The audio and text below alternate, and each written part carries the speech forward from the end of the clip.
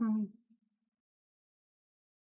So, I wrote a fable. It's like a really short little story. It's has a moral to the story, and I would like to read it to you if it's okay. Would you like one? Okay, I'm going to read it to you.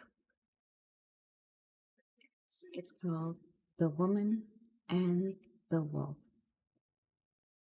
There was a woman of age who walked into the woods collecting berries and seeds with which to make a meal. She was careful of her footing and kind to all that passed, feeling them. There was a woman of age who walked into the woods collecting berries and seeds with which to make a meal. She was careful of her footing, kind to all that she passed, feeling within them a spirit and a life. She collected her needs lovingly, smelling of the flowers, and soon her basket was full. She sighed sadly as she turned to leave, for she must return home. From the corner of her eye she spotted silver fur and a long lovely tail. A voice came to her loudly and asked, "Why do you sigh so, child? Is it not to your hearth that you return with a basket full of food?" She froze, staying very still, for the tail was that of a wolf, and she was no fool. While she was kind, so too were the sheep upon which it might feast. She had not, however, ever heard a wolf talk before, and this gave her great pause. Her head tilted, she answered softly, "It is to my hearth I return, wolf. I know what you are. You cannot know of my burdens, for you live here in the woods. You are free." She heard a light chuckle, like the tinkling of bells, and then the voice came yet again to her. "I know many things. I know it is your man that gives you such a deep sigh. It is to him and not the hearth that you dread to go." She gasped, frightened, for the beast was right. But how could a wolf know such things? It was witchery, clearly, and she had no wish to be punished for consorting. She rose, looking about fearfully. "You must not talk to me, for you shall bring me bad luck with your words. You must let me depart." She took a step, snapping a twig, before stopping with great concern, falling to her knees to apologize to the plant, the treeling from which it came.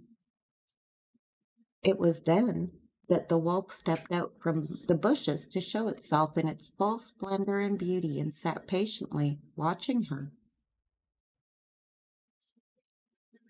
"If you listen to me, I can solve your problems and take from your heart this dread.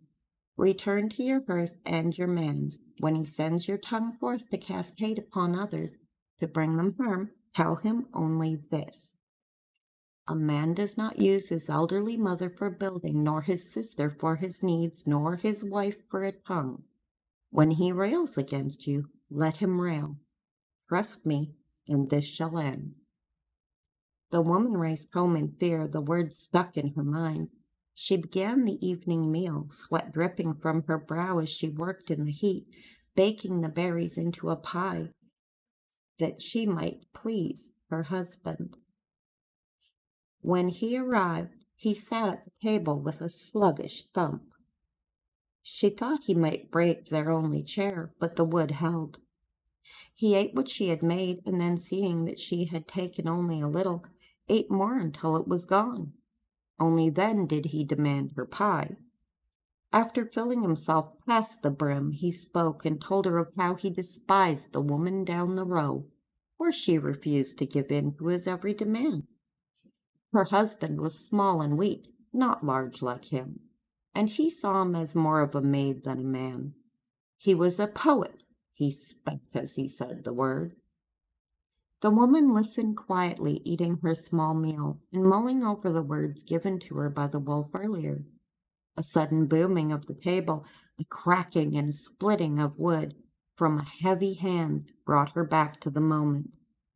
Her mind had wandered briefly, and she'd missed what he said. "Woman," he growled, "must I repeat myself? Are you so lazy that you cannot listen? Tomorrow go out on your way to the woods and to the town's mayor's wife with you, and tell her that the neighbor is a witch and you've proof." She breathed aghast. She opened her mouth to plead with him as she had done before, for such words carried great power, and the woman was innocent. It was then that the wolf ran once more through her mind, and she breathed deeply, fearfully.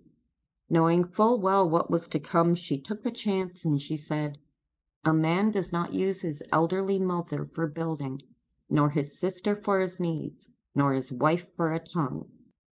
He railed against her as a storm does a tree or a hut, and though he yelled, and she saw his mouth moving, she was protected from hearing his words. Though his fists rose and fell, she felt nothing. She was confused and afraid, but smart enough to pretend that she felt every blow, and when he finally slept, she snuck out to the woods. She followed her steps from the day before, stopping before the snapped twig, and whispered, "Please, what witchcraft is this?" The chuckle rang through the clearing. "No, child, fear not. Fear not man nor wild, for you are a child of earth and fire." "Did you say the words, then?" Her head hung as she wept. "I did." At once she felt a peace and calm. "You are safe, child," rang the voice over the wind, caressing her cheek. "Return to your hearth, and when in the morning he demands again your servitude, repeat the words I have given you, but at the end add only this: 'Better you were a tree, to see all, to provide, but not to bring harm.'" The woman rose, still in shock and quite unsure, but hurried home that her husband might not find her gone. In the morning he rose and once more demanded that she do as he bid of her, certain that the beating of the night before would get him his way. But to his surprise, she smoothed her only gown, and said only this: "A man does not use his elderly mother for building, nor his sister for his needs, nor his wife for a tongue. Better you were a tree, to see all, to provide, but not to bring harm." She watched his eyes widen, his jaw tighten in anger, but he was in a rush and had no time for the folly of a girl right now. He had important, manly things to do. He did not notice the lack of bruises, nor that she stood so well, but instead spat at her and left with a promise that when he came home she would pay dearly. The woman, terrified of her new-found bravery, ran once more to the woods. She did not head to town, defying him instead to seek out the wolf once more in fear of her life. She fell to her knees weeping, her breath ragged as her hair flowed in waves to the very earth she stood upon. "I have done as you said. I have done it, and I fear what will become of me. Please protect me. I beg of you, do not make me go home." Her cries did not fall upon deaf ears, as once more the wolf returned to her. "Do not fret, do not worry so. The fear, it makes your face swell and puff like the wishes upon a dandelion in seed." She choked back a laugh at the words as she thought about how she must look just a frightful mess. "Return home, I bid of you, but do so without fear. When he returns to beat you, do not pretend. Stand before him as a mountain does the wind. Do not waver as he rails against you. Sing to him now the words that I have given you a third time, and then, as he backs away, sing them thrice more and again thrice more. Do not stop until my bidding is done, and as you do so, chase him towards your neighbor's house, whom he has sought to wrong." The woman, frightened but assured, returned home and prepared the day's meals as she always had. She cleaned the house, lit the hearth, and tended it, And when he returned home and refused even food, seeking instead his revenge upon her, she did exactly as the wolf had bid. She sang to him the words of the wolf. He lifted his fists against her, but she did not fall, and gaining strength from this, she began to walk towards him even as he railed. Terrified by this, he began to back towards the door, but she followed him, herding him towards the neighbor's house as she sang unto him in the quiet night. Not a soul was near, not a soul heard, for all were frightened of this giant of a man. As he moved, he became stiff. Each step brought with it more pain from movement. Each step brought with it more pain from moving. His muscles tightened into iron, his limbs refusing to be used, until finally he stood before the house. He began to yell, but he had no voice. He struck out, but he did not move. His wife walked about him in awe, studying her work, confused but pleased. She sat beneath his reaching bough and heard the patting of paws and a familiar chuckle. "He is a tree," she gasped. "Words you gave me! What magic you possess that this man is now a tree, and that I am now free!" The wolf settled beside her peacefully. "An apple tree, to be precise, that he might feed those that he hated and sought to destroy." And as she watched, the wolf became a man. He was the poet, her neighbor. Indeed, the wolf was not a wolf at all, and she nearly forgot herself and screamed with fright. He hushed her kindly, smiling upon her as he stood there naked in the light of the moon. "It is not I," said he, "who can claim this power. It is not I who can claim this magic.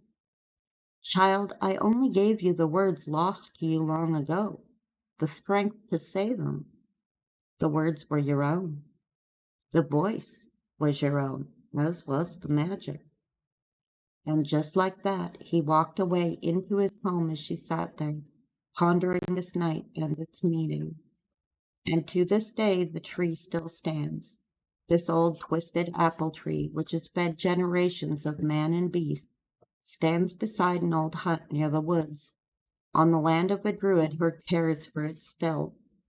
It sees all, and if you listen very carefully, it might tell you stories and warn you never, ever mistreat your wife. If, that is, you can stop long enough to hear the whisperings sent upon the wind. And that's it. I hope you liked it.